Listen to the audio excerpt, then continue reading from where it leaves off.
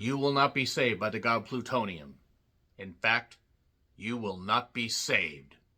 Prince of Darkness comes to us from writer-director John Carpenter, who burst onto the scene with the horror classic Halloween.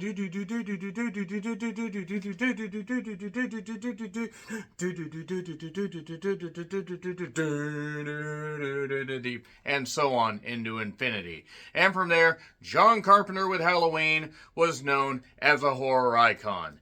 Yeah, okay, some of his films didn't end up working out all that great. I don't know if he ever fully matched the iconic imagery and just the overall feeling of dread that he captured in Halloween. But he did The Fog.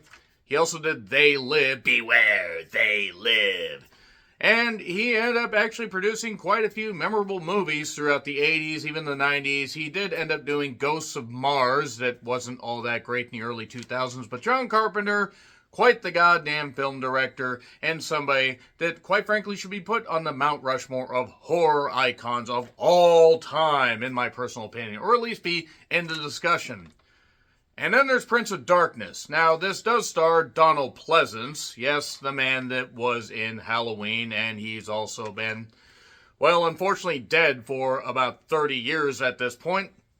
But even though he was in The Puma Man, as he said, and he called that the worst film that he's ever been in, he also was in Prince of Darkness, a film full of good ideas and really, really unlikable one-note douchebag characters, and a story that, quite frankly, meandered and bounced around and seemed about a quarter as smart as it actually turned out to be. Because, yeah, for me, this was a rare miss from John Carpenter. I get what they were trying to do. There were some decent body horror effects, and it sort of worked if you could stumble into the third act. And me, oh my, down on the goddamn horror cliche bayou did this stumble into his third act.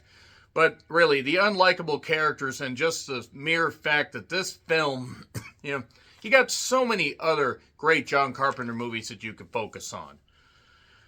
I mean, you got Big Trouble in Little Goddamn China. I know that wasn't the title, but you have, Victor Wong, who was in that, and he's also in this. You have Dennis Dun. He's so done. And, yeah, you have Donald Pleasence. You have Lisa Blount, who plays Catherine. And these college-age students that seem like they're almost my goddamn age. I mean, not quite, but still, like, there's no timetable and no, age where you can't go back and finish your studies, but really, it's not as offensive as the Coronet shorts, where some of the students seem like they were in their 30s, but nevertheless. So basically, a group of unlikable douchebag students join up with Professor Wong. Yes, I know that isn't his name, but just work with me here. And a priest played by Donald Pleasence to investigate why there's a mysterious canister in the bowels of this church that was built in the 1500s, and it turns out there's this weird green ectoplasm thing that, I wonder what is contained in there, in a film called Prince of Darkness. Yeah, it's basically Satan's essence. It's the essence of evil. Why? But why not? So the movie cost $3 million. That'd be $8.3 million in today's money. Opened with $4.6 million, which would be $12.7 million today, and finished up with $14.1 million for the gross, and that'd be just under $40 million. So, yeah, there's no, distinguishing Donald Pleasence's voice from anyone else's. He has a very, very distinctive voice, or at least did. While reading this, distorted text, there's stuff, indicating the sleeper awakens. They basically drag the credits out over about 10 to 11 minutes. And this movie, even though it was 102 minutes long, so an hour and 42 minutes for those of you that can't figure out the math, this was a punishingly padded out flick. I mean, this reminded me of Invitation to Hell, just without the humor, because there really wasn't a lot of humor to this. Now, granted, Invitation to Hell had unintentional humor, but I digress. So, help me, Professor Wong Kenobi, you're my only hope. There is a supernova, news report thing that shows what's happening, this energy is reaching us and all this, and it has a lot to say while saying absolutely nothing. again, the college-age students just, make me laugh. Catherine and Brian Marsh, played by Jameson Parker, they get together despite the... It's fine. It's fine. So many things could have actually worked here if they had given any of these characters any likability and also not maybe made the story so shit. So Alice Cooper, by the way, leads a band of merry misfit homeless people. They're basically being controlled to keep them in this church while they unleash this ancient evil. That's pretty much it right there.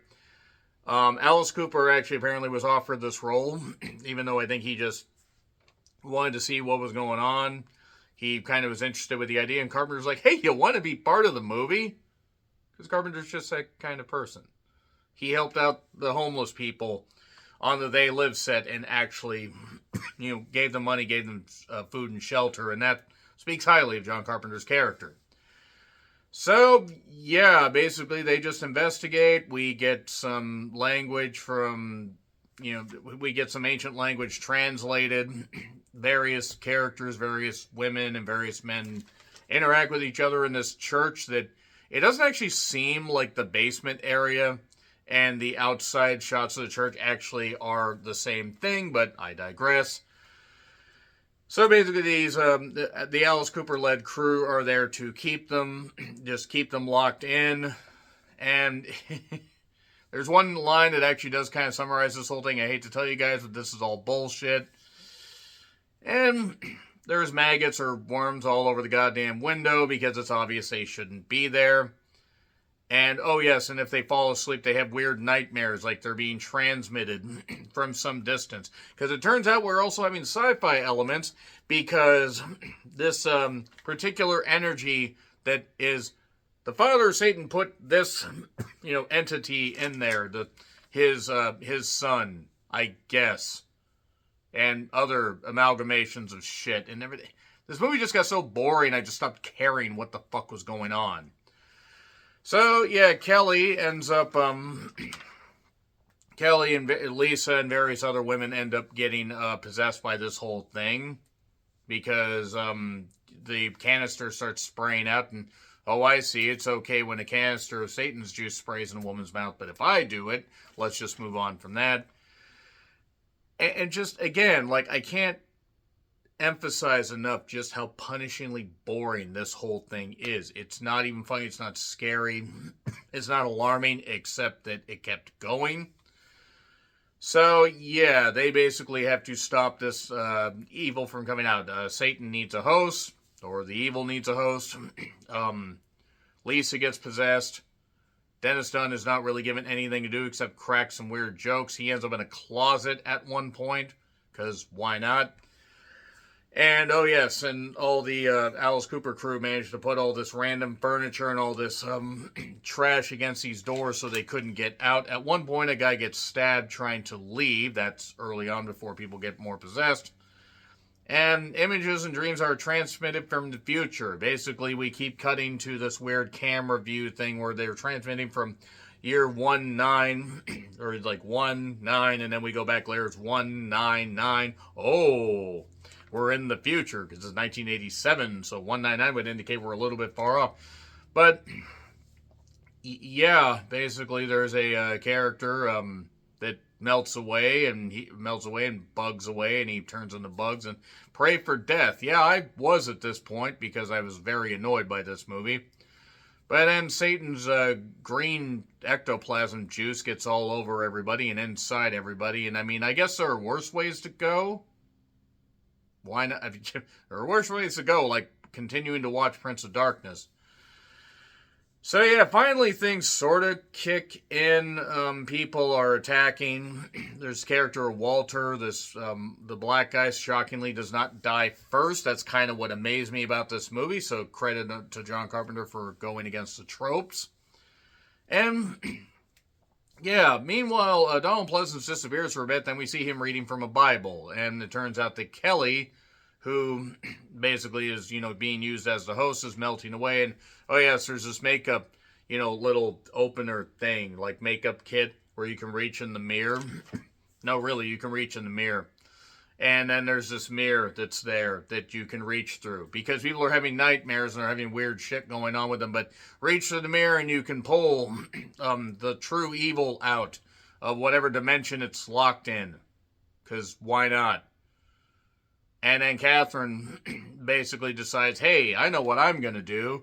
Because even though her and Brian had just basically been together briefly, I mean, she was hot, but still, while he's battling Walter, who had slashed his own throat and was not able to speak, and Kelly was doing what she was doing, and Donald Pleasance wasn't able to do much, he tried for an exorcism, or an axe, with an exorcism, as it were.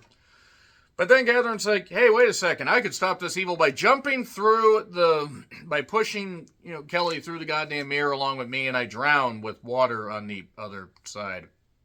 And then everybody just leaves, because the evil can't live without the host. And the homeless people wander off. And then Brian's having a nightmare and goes to touch the mirror, and then we cut to black. Prince of Darkness was not good. It was not good at all. I decided to revisit it because I have seen it before, but it's been years. It's been about 15, 20 years. And then I somewhat remember it being at least a little bit more interesting than this. That being said, what do you think of Prince of Darkness? Let me know in the comments. Like, share, subscribe, Twitter, Letterboxd, Blue Sky handles in the description. I'm John Rithlin. I'll see you soon.